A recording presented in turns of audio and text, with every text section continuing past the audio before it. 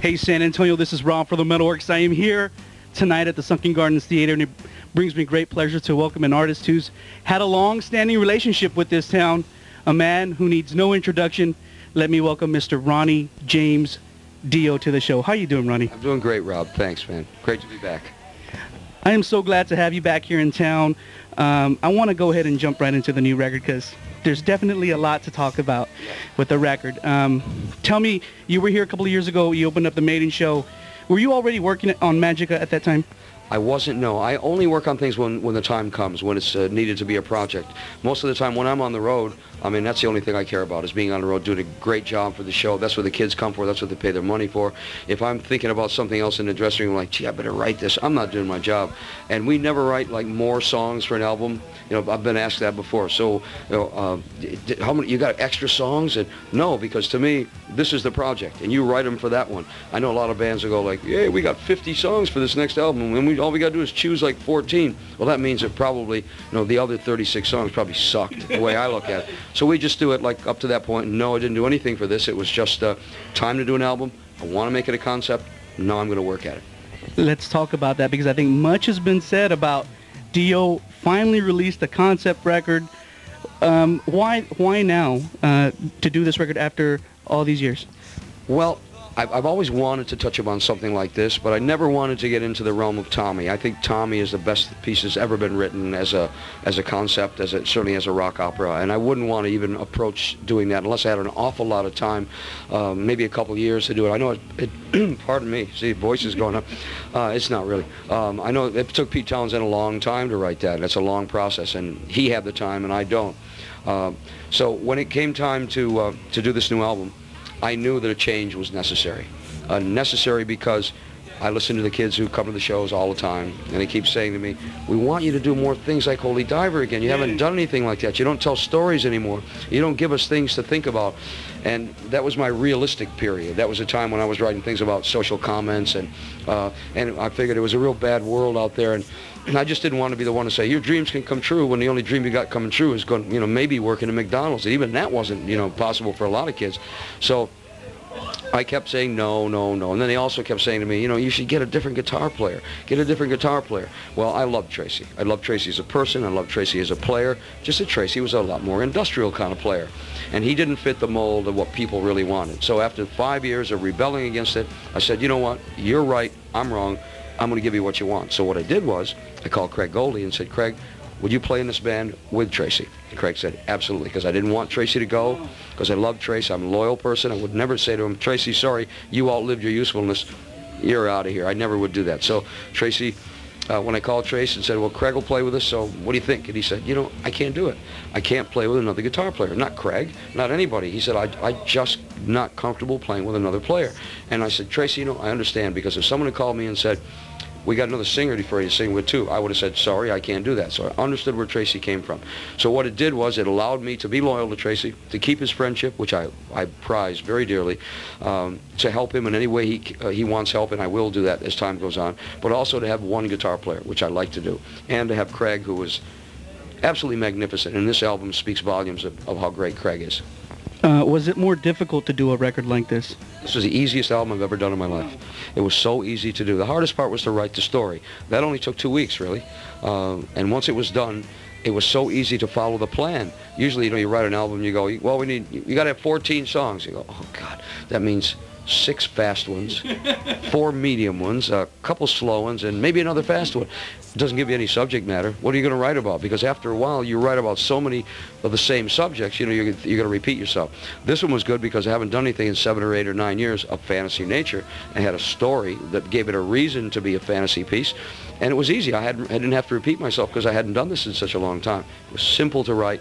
I don't want to make it sound like it was so easy to write that this was a simple album to listen to. It's not.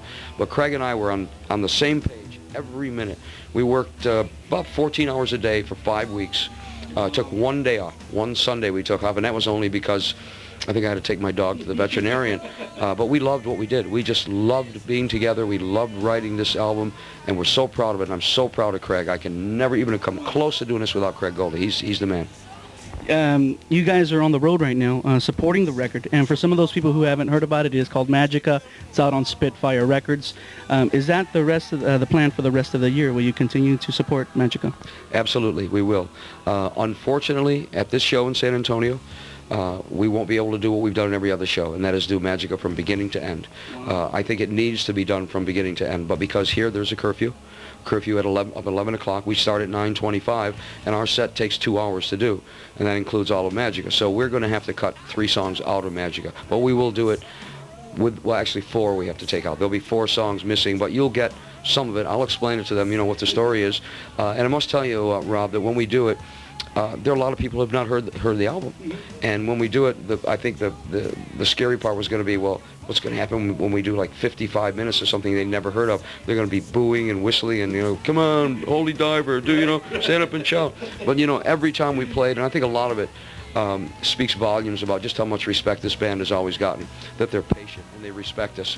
And when you hear this thing live anyway, people are out there going, I know that song.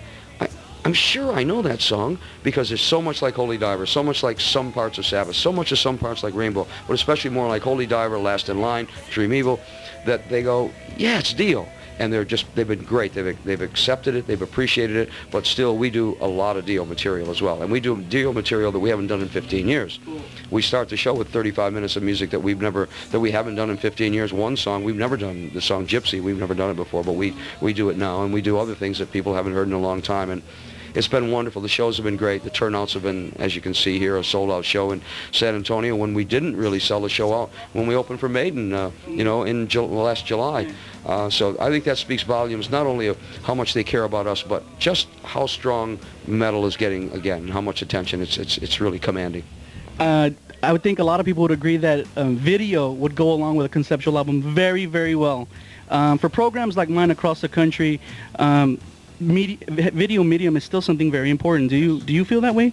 I always have felt that way. I mean, I've always felt that, especially something like Magica, which we don't have the time to bring dragons and all the things that we used to bring with us. Not the time. It's really done. We got to have a lot of money to do that, and time. But because we're not bringing that out, I think it needs to come alive somehow. It will come alive via a video for the kind of the radio track, which is Fever Dreams. But my goal is to take this into a small theater for a couple days, maybe 2 or 3 days, and present it with full production, with video, with pyrotechnics, with all the things that it needs to make it come alive, and put it in video form.